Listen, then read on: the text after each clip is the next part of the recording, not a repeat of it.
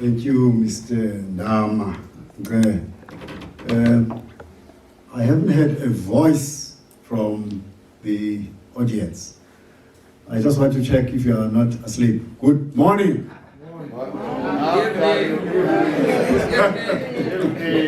That's it, you're alive. Can I add my voice on Mr. Ndama and welcome you, and welcome those who are also online to be part of us on this important day, the Africa Day. How suitable it is that Unyana Afrika is officiating on a day that doesn't only belong to his family, but it belongs to all of us. We are an African world. Let me hear you say so. We are an African world. We are an African world. Thank you. As we were preparing towards this talk, there were a few other questions that came to me.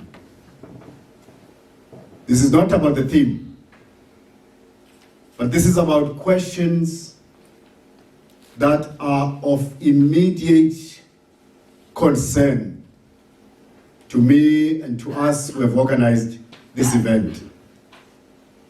I'm going to share these questions because we would like to start a series of talks, but we would like them to go in a direction that we think is going to be profitable, that we think finally will assist us in restoring something very, very big called African dignity.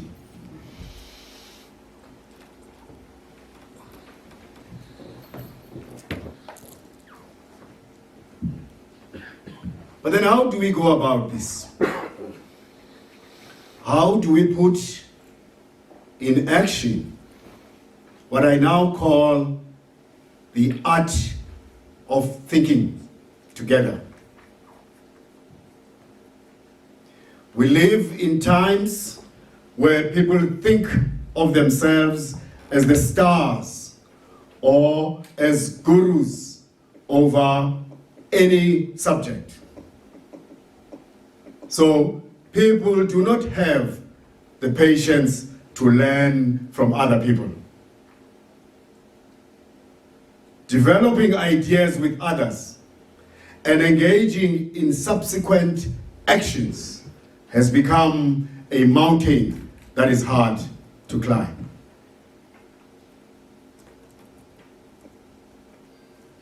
Let me then explain why we have embarked on the series, beginning with this talk today. We have 4 objectives that we would like to achieve.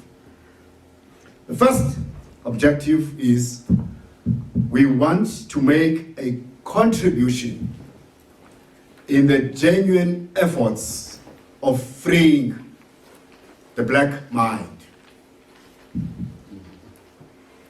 We may have achieved political freedom, but dislodging psychological oppression is a very heavy task. It needs all resources that we may have. Our second objective, we want to safeguard the heritage of African people. We will talk more to explain what heritage are we referring to. Through these lectures, we want to engage with the world as African people. We haven't, for the last 20 or more years, we haven't brought anything to the world. I know the death of Biko was an affair, a global affair, but it was death. It wasn't us offering the world something. It was an accident. It was something that happened. So through the talks, we need to come to a point and enrich the world. Somehow, the people of the world must look out and say, there is something going on in Africa and in the south of Africa. Fourth and lastly, we want to humanize the world. There is something that we possess and we take it for granted because it is within us, it is within our reach, we practice it in our own lives, and that is Ubuntu. But have we ever thought of throwing this as a gift to the world? Just recently, I saw at the height of COVID how the World Health Organization was communicating to us. Many a times, those executives would insist that countries must take care of their citizens. Rich countries must look after poor countries. We must give the support. And I sat at home and I said, this is Ubuntu.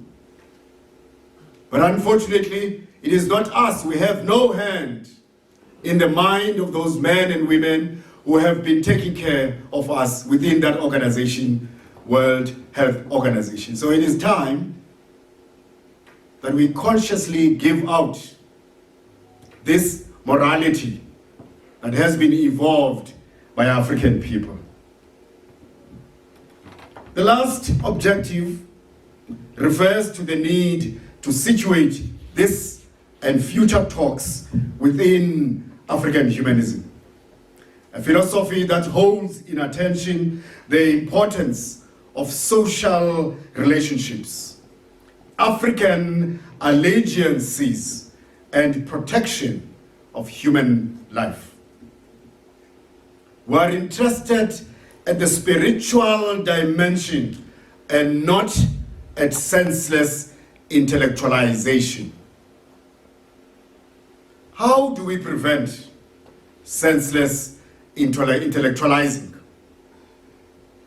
We have to resist, or we have to insist on the development of imagination within a social context. A development that must by itself be a social process. This should be a key feature in our natural growth. What do I mean by developing your imagination from your social context? I mean, it should be your society that informs the outlook of your mind, rather than your outlook determining society, rather than funny books telling you to tell us certain things. That's where you get senseless intellectualizing. The dictating matter in developing our imagination or even in developing our own minds has to be the society or has to be the context in which we live. Perhaps, Professor Batlele, there was no end, there was no beginning in the first place, or else it may be our collective fate to be at a starting point all the time. What nature provided Batlele when he was in Limpopo, and what white violence in the city life of Pretoria and Johannesburg did on him, and the freedom as he wandered around the world, was that it created an observer and a participant in life who would never stop dreaming and re-dreaming himself. In simpler terms, Batlele had to learn how to deal with the world he found around him, the events of that world and the people of that world. He needed meaning. In the process, he discovered the meaning that he is. So, his books are the testimony of how he has applied his senses and faculties on the world around him. Hence, he became the teacher he is. Phahlele died long time ago, but I talk as if he's alive. Why? Because writers, and good writers, do not die. Their body may leave us, their books continue to speak to us.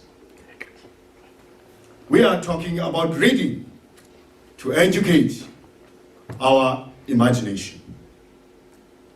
The other question that is bothering me is, who amongst us will be able to undertake the tasks that we are setting for ourselves through this lecture?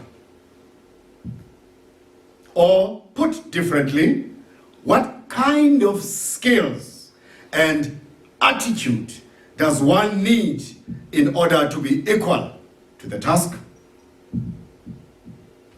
The black psyche is still gravely damaged.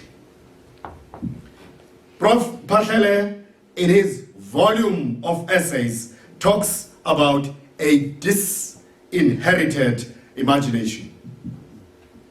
He makes a point about a crucial aspect in our behavior. That is the manner in which we think of standards as good because they are established by whites and by white tradition. Just recently, somebody called me on a Mother's Day. And she insisted that I must say something or do something because it is a Mother's Day. For all my young life, I have been in the care of my mother. And when she was tired and I was in a position to provide, I took every step to take care of her.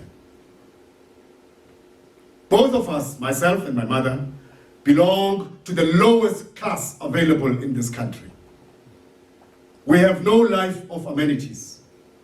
We have a life of survival. What do we eat tonight? What shall we have tomorrow? And this is always on the spur of the moment. So where do you get the time as a class that survives to say, there's a day set for my mother, there's a day set for my father? You have to be together. Every day in the midst of a struggle to survive is your day, her day. So it is alien and foreign to me. It doesn't belong to my class. It will belong to societies that have enough cakes, just like Marie Antoinette of France, who, when the French Rebellion was coming, and it was whispered into her that the people are rising, she said, give them cakes, because she had a lot. So my class position, my occupation, what has informed my life is separate from what this other companion was trying to do. I don't live a borrowed feeling. I live in my feeling, the feeling of my experiences. We need people who must provide ideas. So we must train ourselves to think.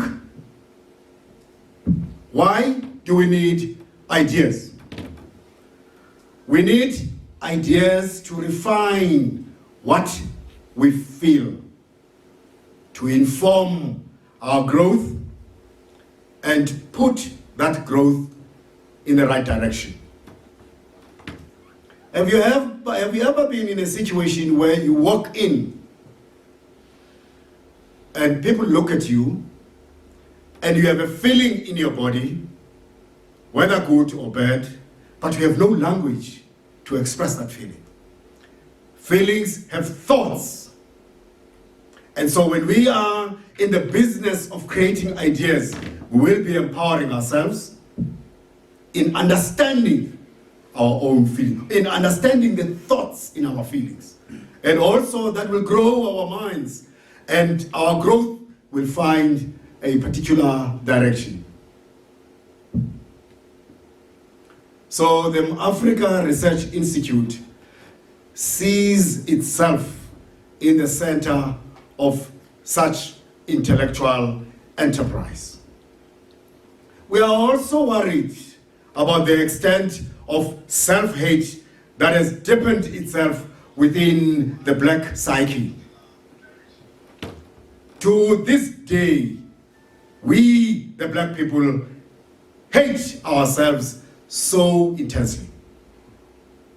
We enjoy to inflict pain and ridicule on other blacks. There are two levels that reflect self-hate amongst us. It is a linear level wherein we may look at the behavior of some blacks as a joke and therefore may not put any mind on it. Another level is deep self-hatred, where blacks go out to destroy themselves. Let's talk about the linear level. In the early 90s, when blacks were moving into white suburbs, it was a tradition to take you around the new house whenever you visited. Oh, sorry, I did not take you around. Then you have to wake up, stand up, and you are taken around into the new house. This is where my dog sleeps. This is where my girl sleeps, and all those kind of things.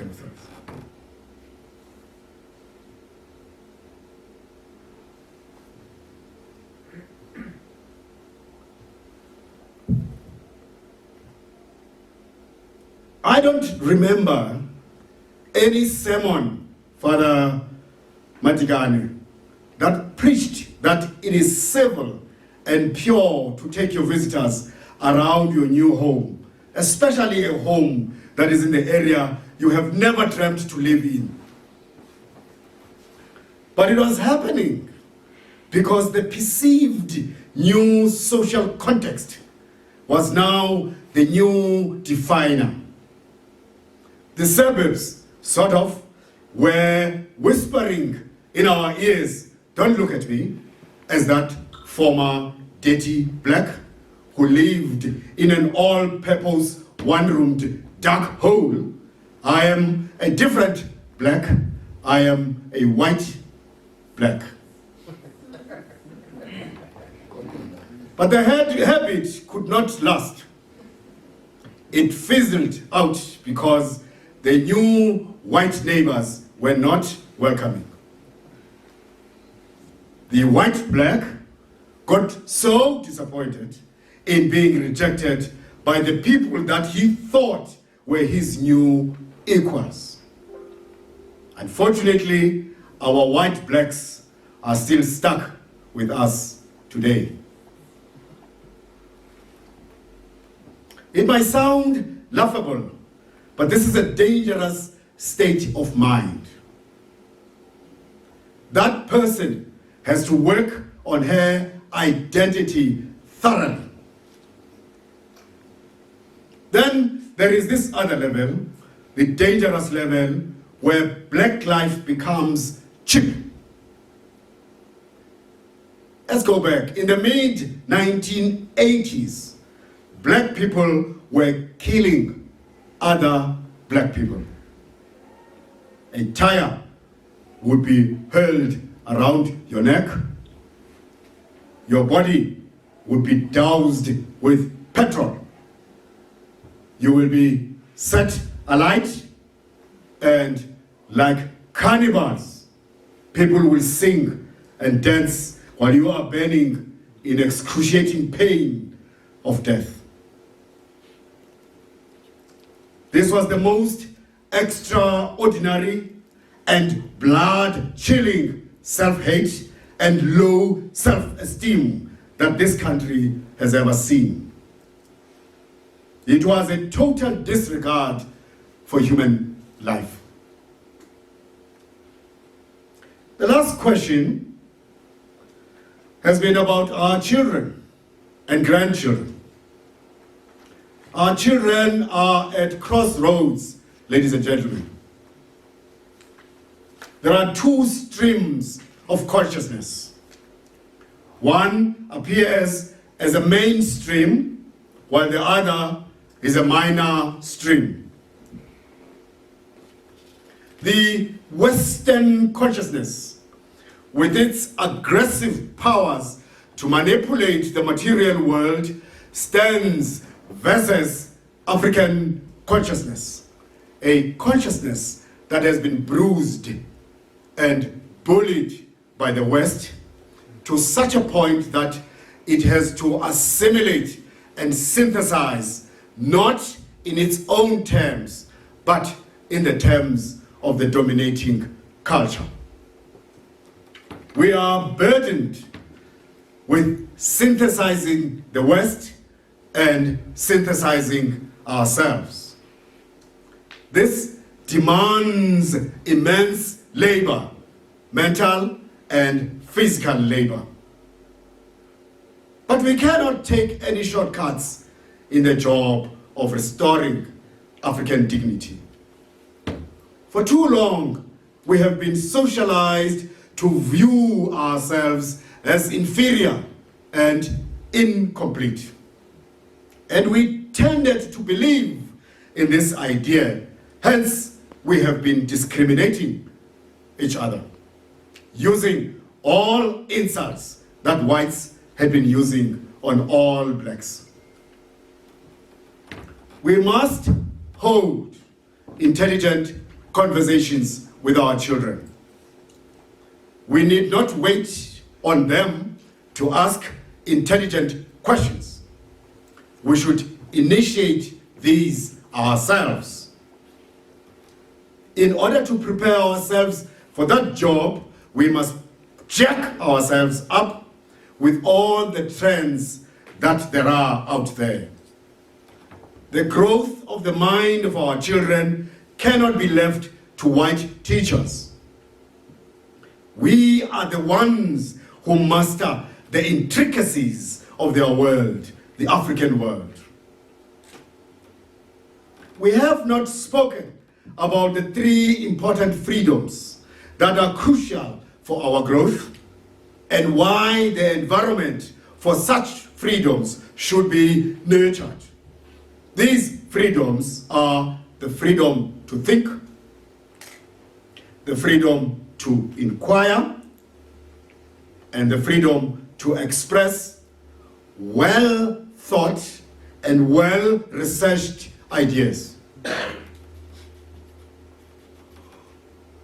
Today is Africa Day. What is Africa Day? Africa Day is the day when the Organization of African Unity, OAU, was formed in 1963. African leaders at the time were concerned with the question of unity among the African people.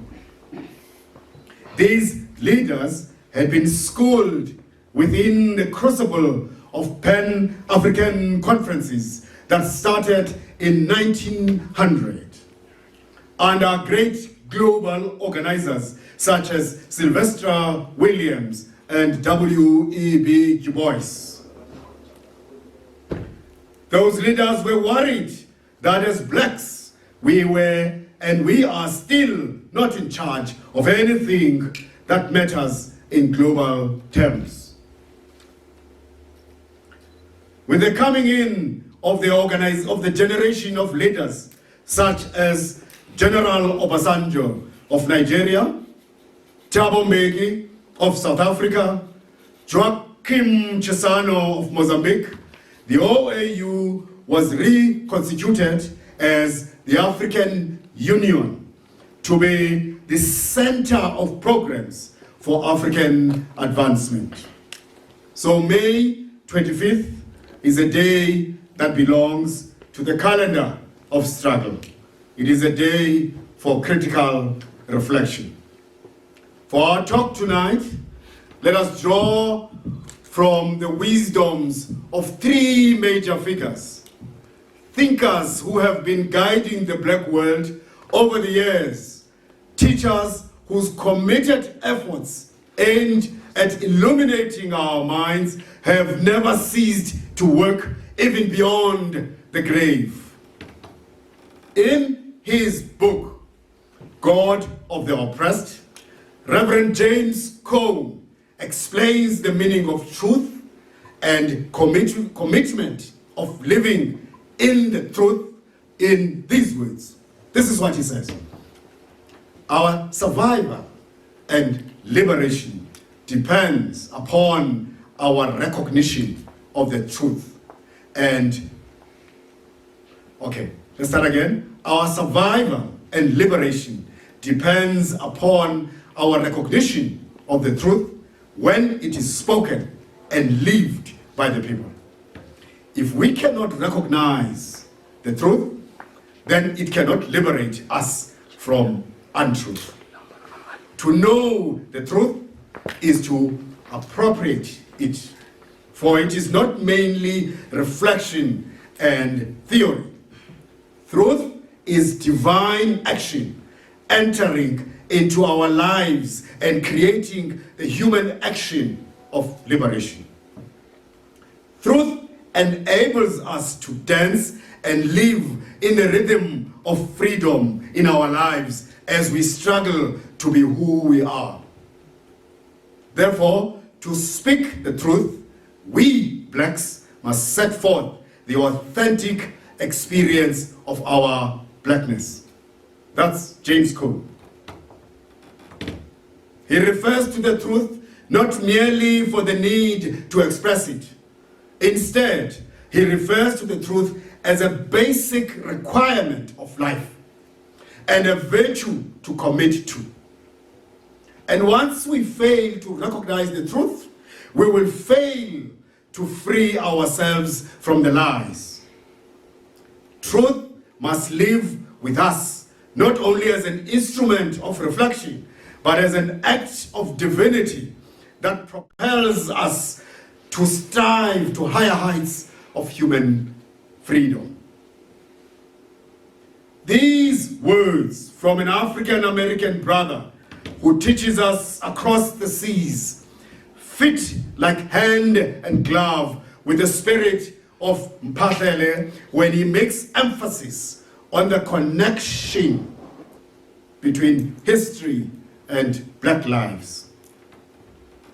Speaking on history and black feeling and black thought, Mphahlele says, the African continent has generally a heightened consciousness of history. With us Africans, we do not talk of history as an abstraction, as if we were merely engaged in a philosophical contemplation of events or a general discourse on human condition. We feel history's pulse, the place that contains it, as it happens on us and as we ourselves happen to time and place and circumstance. History for us is a concrete experience. We seek to comprehend it as cause, effect, aftermath, and sets of resonances. If James Cone, who puts stress on the importance of living the truth, and Mphahlele, who reminds us about the centeredness of history in our lives, it cannot be a coincidence that Steve Biko would urge us to pay special attention to history. Let's hear his words when he says, Biko, we have to rewrite our history and produce in it the heroes that formed the core of our resistance to the white invaders. More has to be revealed and stress has to be laid on the successful nation-building attempts of men such as Shaka, Mushweshwe, and Yinza. These areas call for intense research to provide some sorely needed missing links. We would be too naive to expect our conquerors to write unbiased history about us. Close quote. So our talk stands on these three pillars. the power of living the truth, history as the lifeblood of our African lives, commitment to act on our truth. The choice to make King Williamstown the subject of this talk has been informed by many years of serious reflection on my part. This is the town that ate up the labor of my mother for over 70 years, after which it spat her like a bubblegum that has lost taste, to sit and rot in her two-roomed house without pension. No domestic worker ever gets pension, even after 70 years of hard work. In the 1980s, during my formative years in political activism, I had the fortune of mingling with the cream of the Black consciousness movement. Some of these people were contemporaries of Steve Biko. Others were fresh young minds who had gone through the University of Robben Island. Now, let's be together this one. Politics are about ideas. Politics are not about t-shirts, shouting slogans, or dancing around. In politics, you engage ideas of others. You create your own ideas, and you add value to the process. You engage in actions that are informed by ideas. And at some point, you reflect on your ideas and on your actions. In spite of the great work that we did when laying my political foundation, we never spoke about King Williamstown. Yet, my own foundation lies in this town, in a settlement that I may, by mistake, take for granted. The impact of this town on me and on my life was never put in focus by those discussions. When I look back, this is where my self-education should have started. Fidel Castro of Cuba was asked by his biographer, Ramonet, whether he had any regrets on the Cuban Revolution. This is how Castro answered. If we knew what we now know 20 years ago, today we would be 20 years ahead in our revolution. If we knew what we now know 20 years ago, today we would be 20 years ahead in our revolution. So it is this hindsight that has informed the subject of today. And as I have said earlier, there are no shortcuts in matters of this nature. We will have to march the mile. The 10th of May, 2021 marks the 186th year since the founding of King Williamstown as a capital town of a British crown colony called British Kaffraria in 1835. It was declared by a governor of the time, and his name was Governor Sir Benjamin Deben. This is what he said when he declared this town. Here, on the fertile banks of this clear, rapid, and beautiful stream, and upon ground admirably fitted by nature for the purpose of a provincial town, the Commander-in-Chief has fixed the site of one and named it by a general order of this day, King William's Town. This was signed on the 10th of May, 1835. The statement was an official declaration of my hometown as a capital of a crown colony that the British were created. First named as the Queen of Adelaide Province, after the wife of King William IV, and later the British Kaffraria, meaning the land of the Kaffers. The British settlers were establishing themselves after conquering and expelling what they termed as hostile Xhosa. From this land, between the two great rivers, the Kiskama River, that is somewhere in Pedi, and the Kai River, as we go further towards the east, an area of 7,000 square miles. A historian, while looking at this, wrote, his name is Lester, Queen Adelaide Province became the first British attempt to extend British direct rule over a large body of formerly independent and definitely hostile Africans. No such ambitious scheme had ever been attempted before in Southern Africa, and no such scheme would even be seriously contemplated elsewhere in Africa until the late 19th century. So you are a supreme project.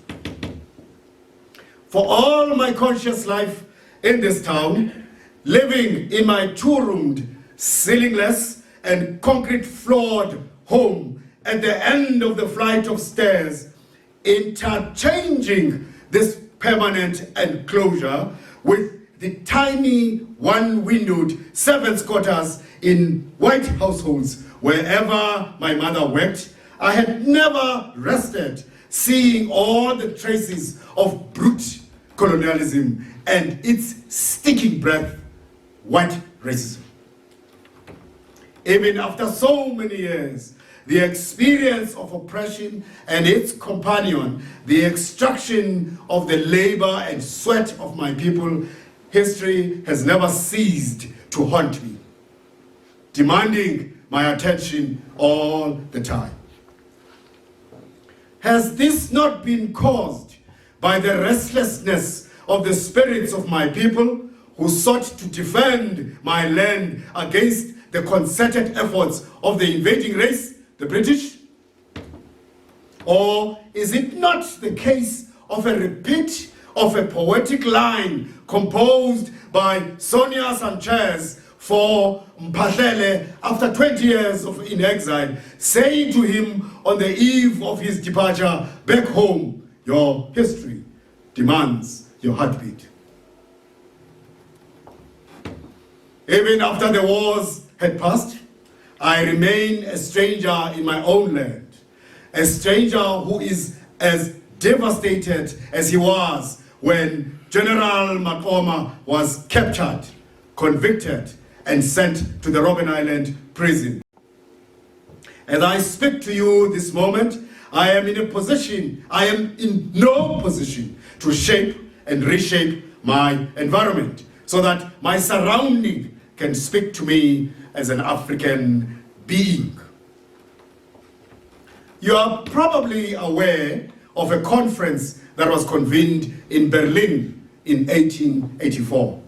It was known as the Berlin Conference, where Europe decided to curve Africa among herself so that many years later we can talk of English Africa, French Africa, Portuguese Africa, and so on. There must have been a conference somewhere in Britain. For now, let us call it the London Conference, where the British decided to carve my homeland, the land where my home is, into white farms and white farm towns named after the invading race.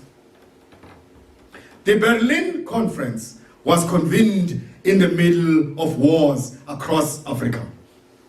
At that point, Europeans were beginning to fight among themselves over the fertile lands of my continent. They needed to come together and address their common interest. That common interest being to enslave, to oppress, to exploit, and to dispossess Africa. The London Conference, my own creation, because the colonial office was situated in London anyway, had also come on the heels of bruising wars. The English were not only going to enslave, oppress, exploit, and dispossess AmaXhosa. They wanted to settle themselves on the land of my people.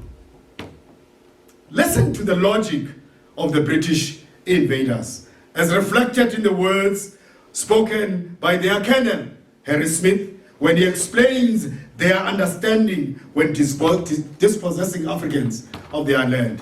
This is what Smith says, and just listen carefully. Conquest establishes the right of possession. Are the Kafirs, the possessors of this soil by right of conquest, not to be ejected by the same right? Are they alone of all the rest of the origins from whom England has wrested her possessions to be thus favored? These Xhosas are irreclaimable savages whose extermination would be a blessing. Close quote.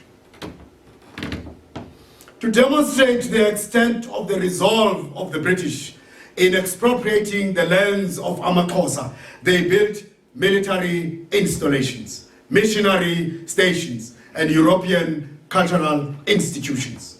For real permanence, and in support of the institutions that they were establishing, the British built stone walls to punish and demoralize black resistance.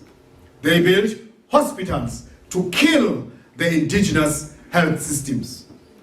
They built in their capital, King Williamstown, what Governor Sir Harry Smith called a great kraal. This is where annual meetings were held, and the new bosses of the land, the British, would make speeches and warnings for those who resisted foreign rule. So King Williamstown is a story of British governors, British sirs, British commissioners, high and low, British or Christian missionaries and their societies, members of parliament in Britain and in Cape Town, politicians and bureaucrats in the colonial office in London, European settlers and anthropologists, travelers and merchants. It is a story of Governor Durban, Governor McLean, Governor Smith, Governor Cathcart, and of course, Governor George Grey. Let us give you a taste of British governorship. We will look at two governors, Smith and Grey. In 1835, during the War of the Axe, Imfazwe Yezembe, AmaXhosa were led by Nkosi uSandile, who in 1847 was tricked into imprisonment through an invitation to negotiations to end the war. The invitation was in fact a trap. When Sandile arrived in Grahamstown with his delegation, they were all locked up by the British. Babalere. Governor Smith arrived in the Eastern Cape on a ship that docked in Port Elizabeth and Kareg in December 1834. Smith had been knighted, given a sir after a stint in India. He had a doctoral degree from Cambridge University. This was his second coming to South Africa. I have brought in this fact of a doctoral degree because I want us to understand the nature of somebody who would have done such higher education, would have got such a high achievement, yet he is at the leading point of violence on other people. These are people that you would think of as cultured. But you'll hear what he is capable of doing. This was his second coming to South Africa. Earlier, he had commanded British troops during the 6th Land Dispossession War between 1834 and 1835. In that war, Smith killed Nkosi Uyinza by using the same trick, a mischievous invitation into peace negotiations in his camp. During his arrival in Port Elizabeth, Smith was welcomed by the general of AmaXhosa armies, General Makoma. Instead of accepting the honor from a senior figure in the leadership of AmaXhosa, Smith drew his sword and made a gesture of attack towards Makoma, with his white crowd approvingly laughing loud. At his hotel, he ordered Makoma to his knees. He placed his boot on Makoma's neck and said, "This is to teach you that I am come hither to show AmaXhosa that I am chief and master here." Smith then came to Grahamstown, where Nkosi Sandile was held. Brandishing a gun, he informed Sandile that he was the great chief, a chief of all chiefs. And when he was satisfied that he had made his point, he then proceeded to Kindulemsel. Here, he ordered all the royal leaders of AmaXhosa to be brought before him. He humiliated them publicly, shamboked them on the buttocks, sat on his horse, and ordered that they kiss his boot one by one. George Grey was another fellow. He arrived in South Africa in 1854 to be the governor of the Cape. In 1841 up to 1845, Grey was a governor of Australia. In 1845 up to 1854, he was made a governor of New Zealand. So South Africa, and Eastern Cape in particular, was the apex of Grey's colonial governorship. My home was where he would prove his lasting legacy in treating the conquered. 2 years after his arrival, we experienced the Nongqawuse catastrophe. On his third year, he was settling military veterans of the Anglo-German Legion in my homeland, and women who were classified as unmarried Irish women who were on a ship that wrecked in East London called Lady Kenaway. It was under Grey's time when Makoma and other senior personnel in the armies of AmaXhosa, such as Siolo and Koko, were arrested, sentenced, and sent to the Robben Island prison in 1858. After serving 9 years, they were all released in 1867. In 1877, Siolo and Koko, who had rejoined the war after release, died in the 9th War of Land Dispossession. Before that, Makoma had been rearrested and resent to the Robben Island prison in 1871. This time, he could not come out alive.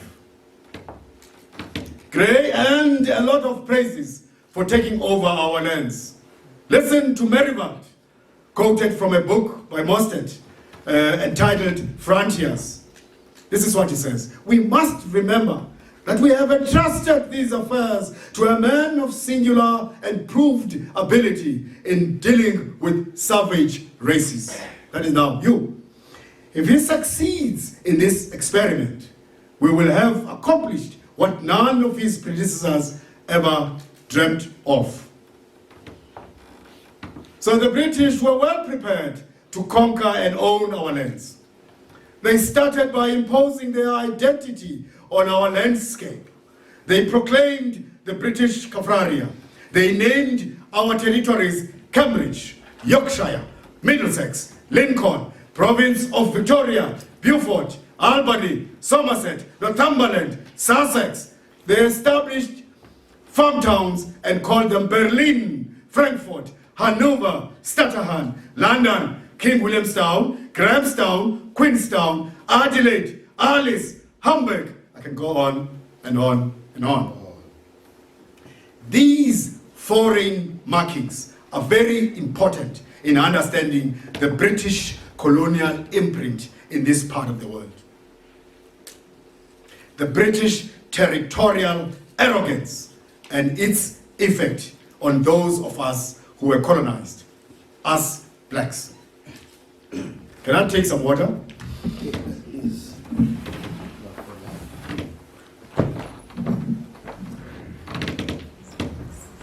Are you enjoying this or are you following this? Should I go on? Yeah. A mile or two. It must be emphasized. I wish it was vodka. It must be emphasized that King Williamstown stands on the land of black people. There are original black names and black history for our lands. That history is there and it is well known to the people. The first European Christian missionary who arrived in this town was received by Amaxhosa. He was given land to set up his station. His name was Reverend John Brownlee. He came from Scotland in a town called Hamilton. He was sent here by the London Missionary Society.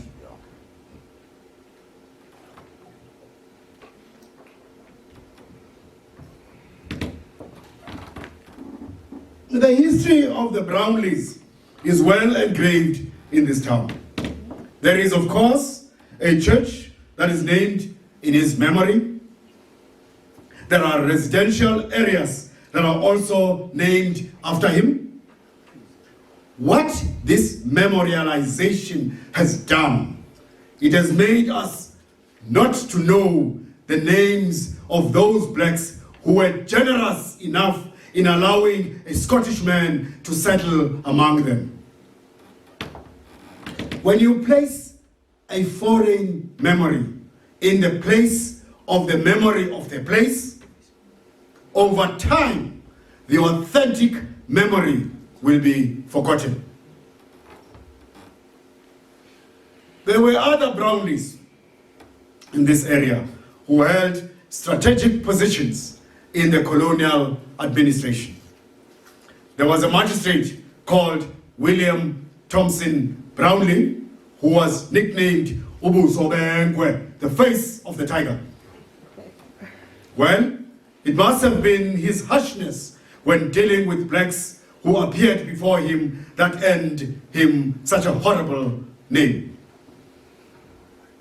We need researchers who are keen with these matters, who will dig out the true history of our lands, develop knowledge that will empower our children and grandchildren. We need committed and enlightened members of society who are prepared to expose the damage that was caused by British land dispossession, while at the same time decolonizing our lands. As our land spaces were being defined as white areas through violent and forceful removals, we were squashed on the margins and were to be monitored through police raids.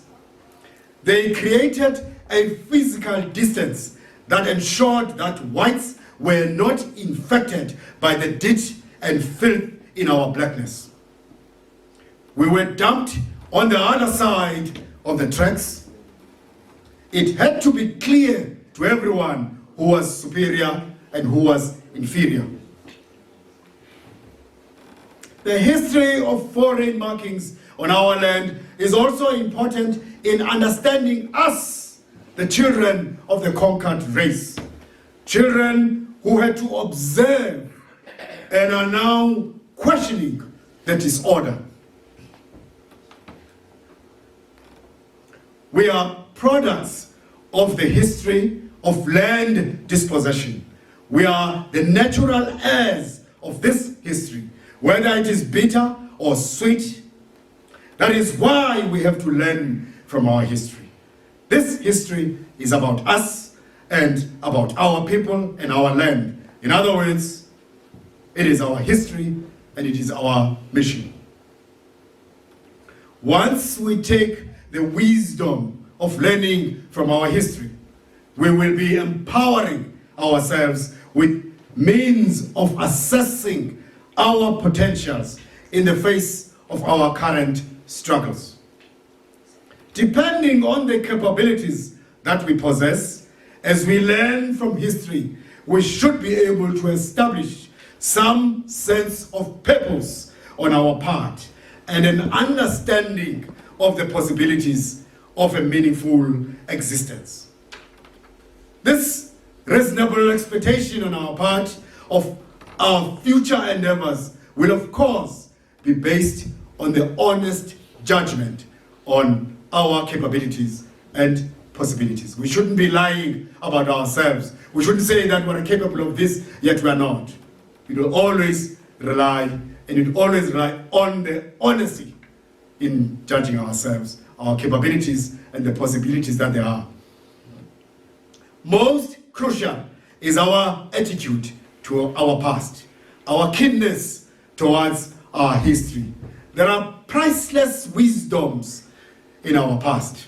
Our past is the carrier of invaluable coping skills, skills that were accumulated over the years of trial and error by our ancestors. This access to crucial aspects of one's past opens one to crucial aspects of one's contemporary and future realities. Also, you cannot be easily misdirected in life when you are in grasp of your past.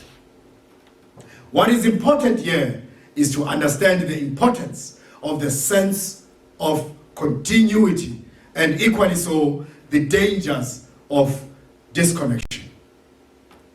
Our thinking should root us on a long-term, conceptual, sequential, relational kind of thinking. We must not be fragmented in our thinking and in our actions.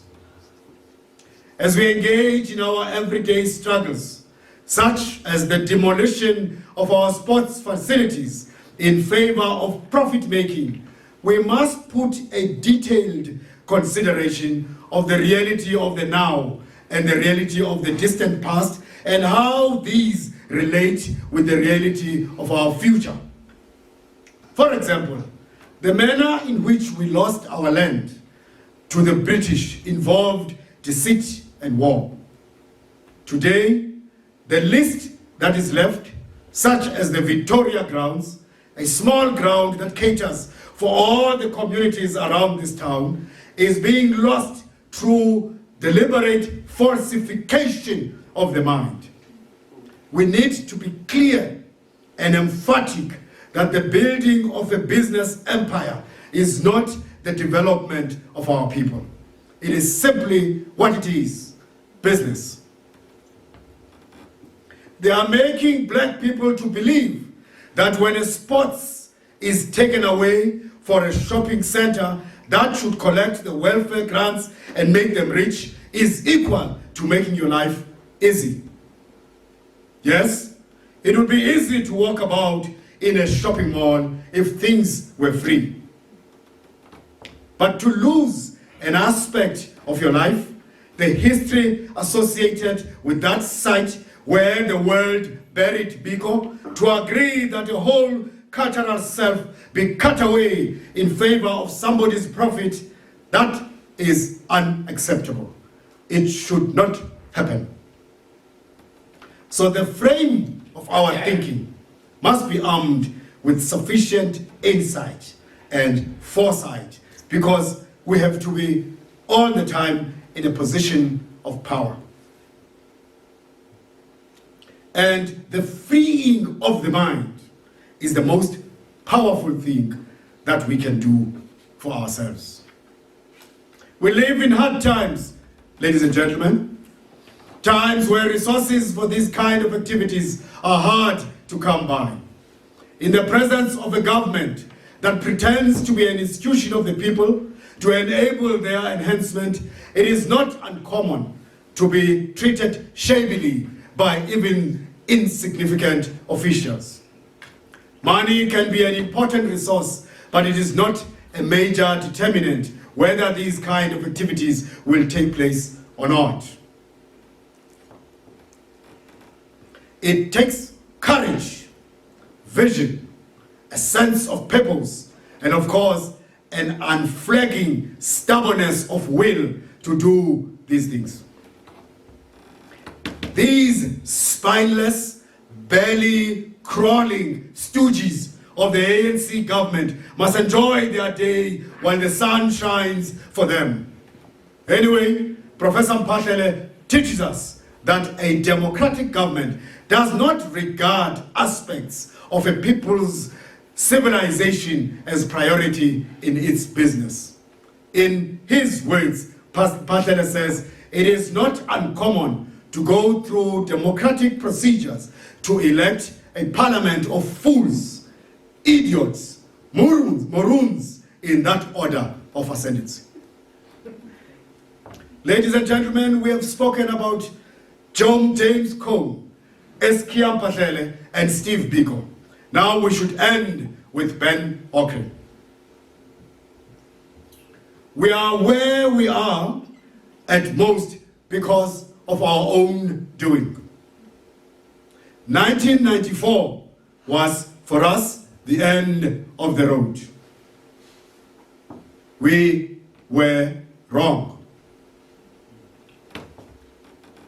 In 1968, our Ghanaian brother, Aigwe Amar, in his book, The Beautiful Ones Are Not Yet Born, he warned us of money changing hands, throats getting moistened, palms getting greased.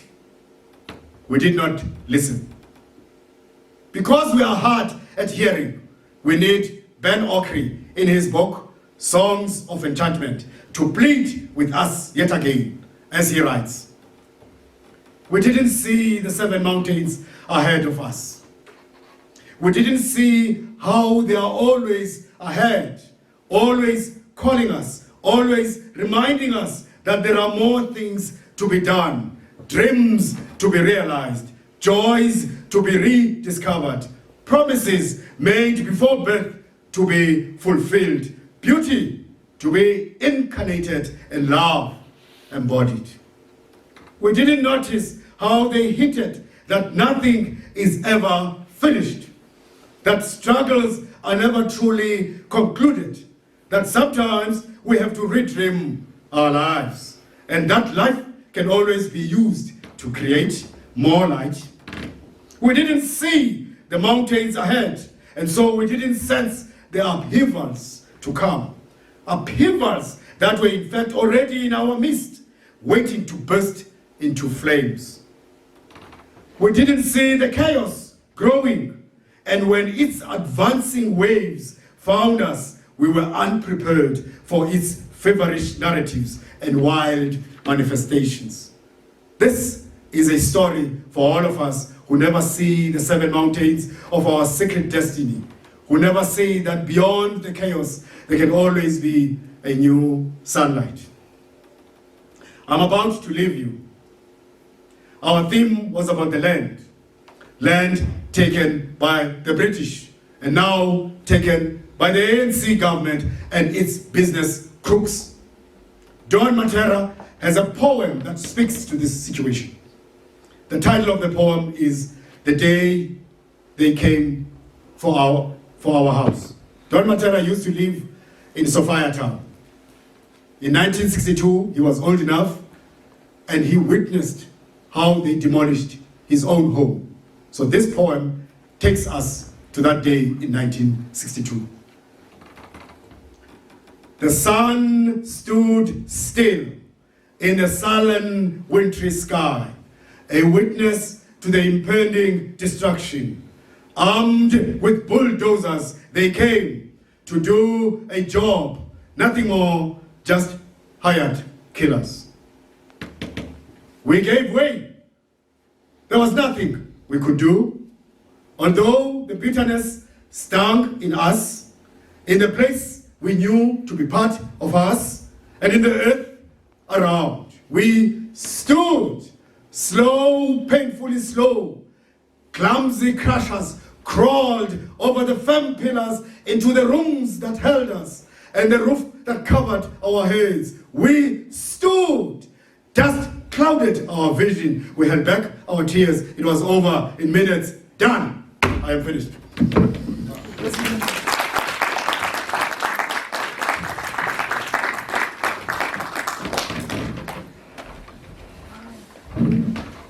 Let's give him the round of applause once more.